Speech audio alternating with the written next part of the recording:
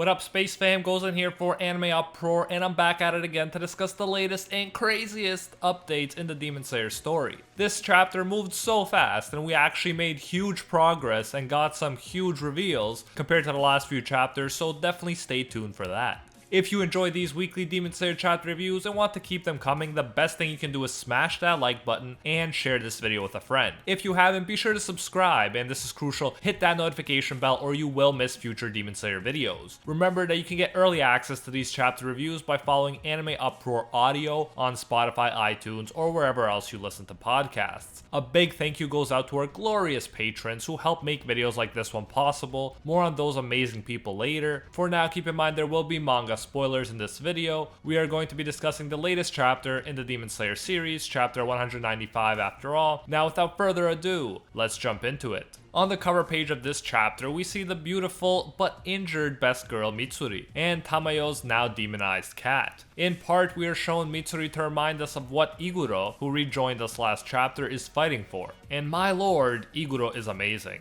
I can't get enough of this guy, and after every chapter he's proving the people who downplayed him more and more wrong. This chapter is called Bewilderment, meaning a feeling of being confused. This is the perfect name for this chapter because we have so many twists and turns happening and so many questions popping up. Again, we have my boy Yoriichi, the strongest Demon Slayer in history, mentioned. I've noticed that my love for Yoriichi is well documented to the point where people are calling me Anime Yoriichi is the strongest Demon Slayer in history uproar in the comments, and I'm totally okay with that. In this chapter, we got to fill some gaps that remained unfilled from the fight against Yoriichi and Muzan. I commented in the recent How Strong is Muzan video that Muzan looked completely confident before the fight with Yoriichi, and he explains why he did in this chapter. He tells us that at first, Yoriichi looked weak, which is hilarious. I love the fact that this insanely strong dude looks weak to others. Yoriichi appears to be walking around in the selfless state all the time. Muzan notices that he didn't show any drive, fighting spirit, hatred, or animosity. Like a flower blooms without trying to, Yoriichi just naturally kills demons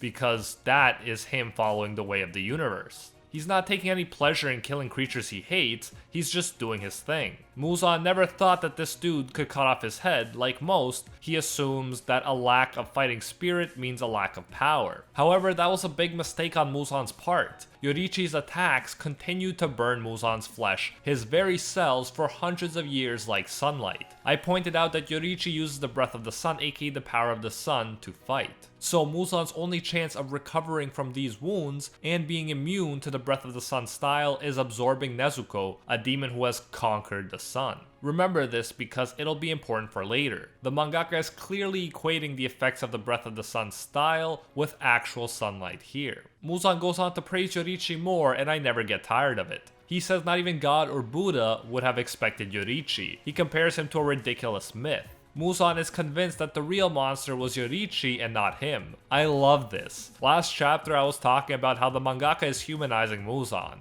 He's awful, but he's very human in his fear and frustration. He's not some OP untouchable opponent, rather he's a guy that is traumatized and frustrated by his own powerlessness in the face of Yoriichi. He's like an older brother who keeps losing to his younger brother in chess. He knows he should be able to win, what with being older and a demon, but he keeps getting destroyed. The gap is too big and he just can't accept it. He's a sore loser. He wants to think of himself as perfect, as the greatest, but Yoriichi's existence makes it impossible for Muzan to maintain that image of himself. Muzan is a creature fueled by ego, who feels like he has to be the strongest, but loses to the egoless Yoriichi, who just wanted to carry out his duty and never asked or expressed a desire to be the strongest. But let's leave Muzan's psychology to the side for now, and return to this epic fight. Tanjiro notices that Muzan can't hide his wounds anymore, and that's because he's weakening more and more. The aging poison is becoming more and more effective, and he still hasn't adapted to it. Tanjiro points out how they only got Muzan this week with everyone's help. Everyone bought time, and because of the way the aging potion works, each second contributed to weakening Muzan more and more. That's why Tanjiro has to take advantage of this opportunity and defeat Muzan. We figure out something very interesting too. The scars Yoriichi left move across Muzan's body. They follow his brains and hearts, which is fascinating. Tanjiro hasn't been able to access the transparent world because of Muzan's constant attacks. However, because of the scars, Tanjiro and everyone else can see Muzan's weak spots and fight effectively effectively against him. Yoriichi could not have made it easier for them, what with the trauma and the scars and saving Tamayo, who produced the aging potion. I feel like Yoriichi will forever be the MVP of this series. For now, Tanjiro figures that he'll help Iguro out, who can't currently see, by using Yushiro's paper talismans. We hear a crow say that there's 40 minutes left until dawn. Another 10 minutes have passed since last chapter. If we keep up with this pace, the fight could even be over in 4 chapters. But I'm thinking we'll probably have more than that. 40 minutes though is too close for comfort if you ask Muzan, and he starts running away, which is pretty hilarious to me. I don't know about you, but seeing Tanjiro's shocked face as Muzan books it from the fight like Joseph Joestar is amazing. Tanjiro starts panicking and telling Iguro, and Iguro is like, well, obviously. The demon dude has no pride, he just clings to life, and he'll do whatever it takes to stay alive. I really like how the mangaka keeps emphasizing this point, how just clinging to life and prioritizing survival above all else turns us into monsters, literally in this case. This is why we can't really respect Muzan. He puts his life above everything else because he's scared of death. He's a coward and his fear leads him to do horrible and pathetic things. I have much more respect for characters like Kyojuro and Muichiro who were ready to bravely die for a cause greater than themselves, like saving the lives of others. Tanjiro chases Muzan, but he's falling behind. Also, Muzan is trampling on the dead bodies of Tanjiro's fallen comrades. Tanjiro does not want all of their deaths to have been for nothing, and so he's extremely worried. Imagine if Muzan just did all this damage, escaped, and came back full power another night after having adapted to the aging poison. That would be terrible because he pretty much wiped out the entire Demon Slayer Corps in one night, including some of the strongest pillars. That would be a nightmare, so right now the stakes are super high. Now's the time to finish Muzan off when he's still weakened from the efforts of the others. Tanjiro throws swords at Muzan in a desperate effort to get him to stop. This has pretty much become a meme by now. You can expect that Tanjiro will either headbutt you or throw swords at you like he did when Akaza booked it from the fight against Kyojuro. Again, he's using the tools of his fallen comrades to help slow Muzan down. Muzan has to be careful because, as he says, piercing attacks are more dangerous than slashes to him right now. Then let's get all aboard the hype train because my boy Iguro shows up and pierces the Demon King of Pop right through his frickin' neck. Man, Iguro's awesome. I'll remind you guys that physically speaking, Iguro was revealed to be the second weakest pillar after Shinobu, but his skills and willpower make him one of the most dangerous pillars. This guy is my top 5 favorite characters for sure, and we just keep getting more and more reasons to love him. The dude loses his eyes, and yet he joins the fight as soon as he can, and even catches up to Muzan somehow. What speed, what epicness! It's also great that he gets such a solid piercing attack on Muzan right after Muzan thinks that it would be bad if the Demon Slayers got a piercing attack on him. If this was the anime, we'd have some epic music playing right now. It is only then, after Iguro has already done so much, that Tanjiro wants to give Iguro the paper talismans so he can share Kaburamaru's sight rather than having to wait for his pet snake to communicate what's going on to him. But man, Iguro is already doing so well, I don't even know if he needs it honestly. The two are fighting against Muzan, and you know Muzan has to get some hits on them. You know it's only fair, he's the main antagonist of the series and all, let him have his token hits. However, these hits do cause Tanjiro to lose the paper talismans, aka seals, he was holding. Tanjiro communicates to Iguro where the seals are and defends Iguro from Muzan while he goes to grab them. Understandably, Iguro doesn't perfectly catch such small seals by just jumping 3 long strides to the right. But luckily, the pet snake, Kaburamaru, is there with the assist. The snake grabs the papers, and I have to admit this was super hype for me when he got them. This is by far my favorite snake ever. I don't especially like snakes, they kind of freak me out, but I absolutely love this one. I will go so far as to say that I like Kaburamaru more than Tamayo's cat. There, I said it. Best snake passes one seal to Iguro and he begins to see. We get a really cool moment here that's easy to miss. Iguro tells Tanjiro, "Thank you." That may not seem like a big deal, but it is because it's Iguro. He's got a don't get in my way personality. He's often been hard on Tanjiro and he spoke coldly towards him in the past, especially because he didn't want him getting close to his precious Mitsuri. Don't get me wrong, Iguro would always risk his life to save Tanjiro, but he'd also diss him in the process, in a tough love kind of way. Now though, it seems like Tanjiro's truly earned the Snake Pillar's respect, and this thank you coming from him truly represents a meaningful shift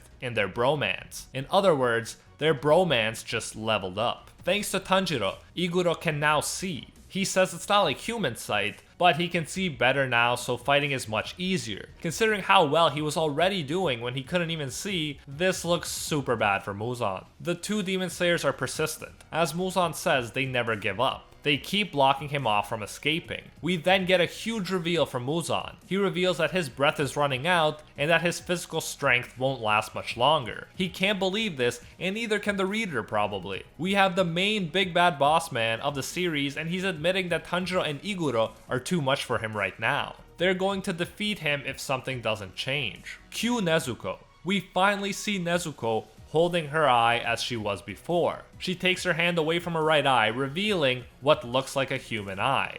This is huge, people. Is it a coincidence that right when Muzan thinks he's about to lose, we jump to Nezuko, the possible key to his invincibility? I don't think so. Some of you think that Nezuko is human now, so Muzan can't absorb her and become immune to the sun anymore, but don't overlook the fact that her left eye is still demonic.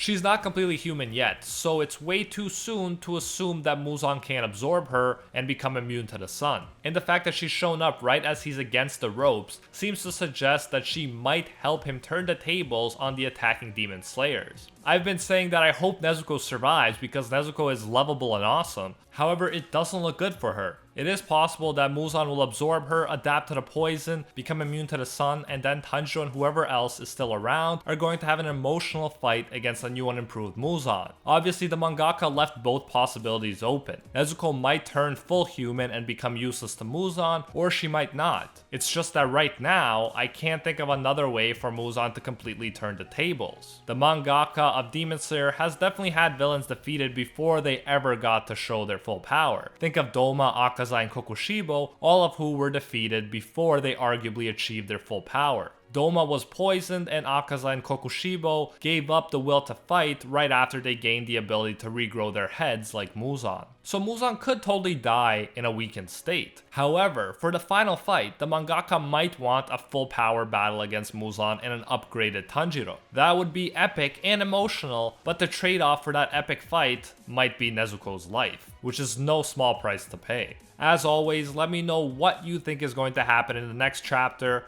Will we see full power Muzan, or are they close to defeating him? Will Nezuko come in and just help Tanjiro and Iguro put the final nail in the coffin? And that is it for today's video. This chapter was my favorite in a while. So many amazing moments, so many twists and turns, so much Iguro and Pet Snake epicness, and even the return of our precious Nezuko. I am ultra hyped to see the next chapter and how Nezuko will fit into this fight. If you did enjoy this chapter review, the best thing you can do is smash that like button and share this video. That helps the channel and lets me keep doing my thing. If you haven't, be sure to subscribe, and this is crucial. Hit that notification bell or you will miss future Demon Slayer reviews. Let me know if you were upset when I called Mitsuri best girl near the beginning of the video, or were you like, of course Gozen, I too am a man of culture and recognize the sexy glory of Mitsuri.